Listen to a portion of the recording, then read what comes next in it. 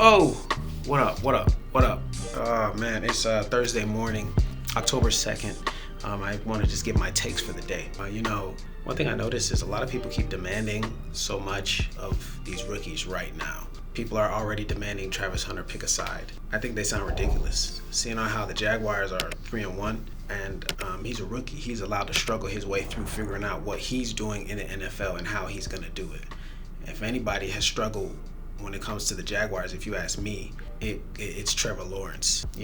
I think the Jaguars are still trying to figure themselves out. If there's a weakness on the Jaguars, it's actually Trevor Lawrence.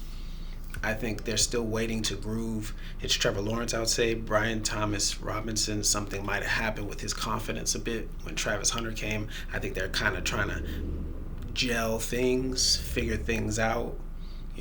I think Brian Thomas might start feeling they got to figure their offense out. There's too many times where I've watched the Jaguars and Trevor Lawrence is the one coming up short. Honestly, Travis would already have at least two touchdowns if it wasn't for Trevor Lawrence, short arming a couple of those throws. I feel like Trevor Lawrence is still trying to catch up to his receivers in some ways. And really, Etienne has been their offense.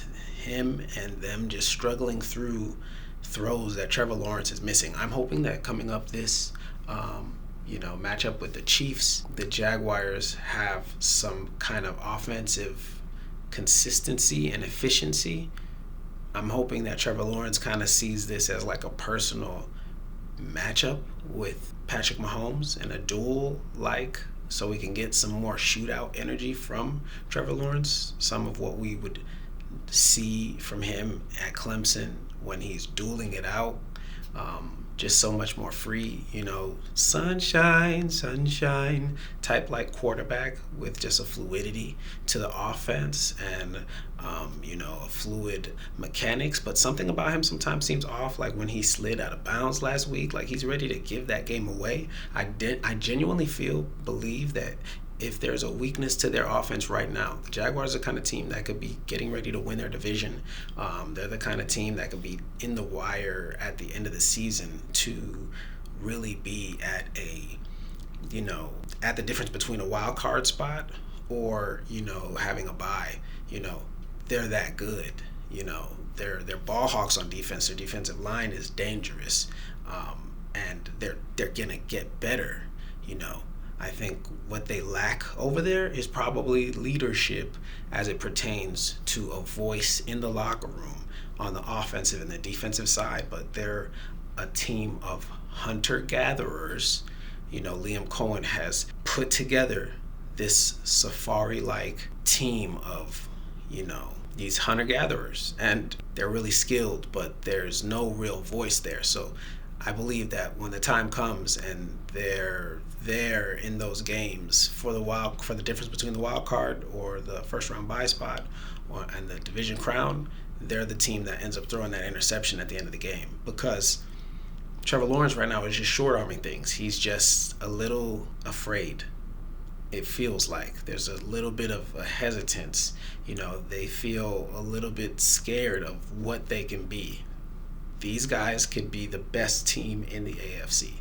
They're that skilled, but something's going on. Lastly, as far as it pertains to Travis Hunter, I think people are just obsessed with demanding so much from someone's prior results. But a lot of time when you come with such a wealth of a success in your past, it might take time to recreate that for yourself on the next level. They have time. They drafted Travis Hunter let's look up the contract as a matter of fact. Okay, like I expected, Travis Hunter signed a 4-year rookie contract with the Jacksonville Jaguars for $46.65 million, which is fully guaranteed. The historic deal includes a $30.57 million signing bonus paid entirely up front, making Hunter the first non-quarterback, non-first overall pick to receive the complete bonus up front. As a first-round draft pick, the contract also includes a 5th-year option for the Jaguars. Great deal. 4 to 5-year deal for $46.65 million. They have invested in him for the long term. This is 2025. They plan on him being on their roster within their organization for 4 to 5 years. So they want to build with him and around him. He is an asset. And people aren't seeing the production right now. But they need time and they need a leader. There's a clip I saw. It's going to be a tough catch in traffic, but that's what you need to give your offense another set of downs. Hey, they don't know what they're doing. Right, we don't. Just a mess. They're a mess. And so they haven't even really caught their groove. I think they right now have a chance right now because, Etienne is in a contract year, so he's going to go his hardest. But they got to figure out what they're doing on offense. And I believe it's going to start with Trevor Lawrence. If he has a real handle on that offense, he needs to know that playbook inside, out, backwards, sideways, upside down. And the Jaguars would absolutely be the type of team that should win their division right now, because the real only threat that they have, in my opinion, right now, the Texans, okay, the Titans are going to be figuring things out. They're, under construction. But it's really the Colts, and they can out-athlete the Colts. They can out-athlete almost anybody in the AFC. As for Travis Hunter, he's got a 4 to 5 year deal. He doesn't have to figure it out, yet they're still figuring out their offense. They're still figuring things out. Maybe they feel things are misplaced because they're trying to go all over the place with Travis, and maybe that's permeating through the organization slightly.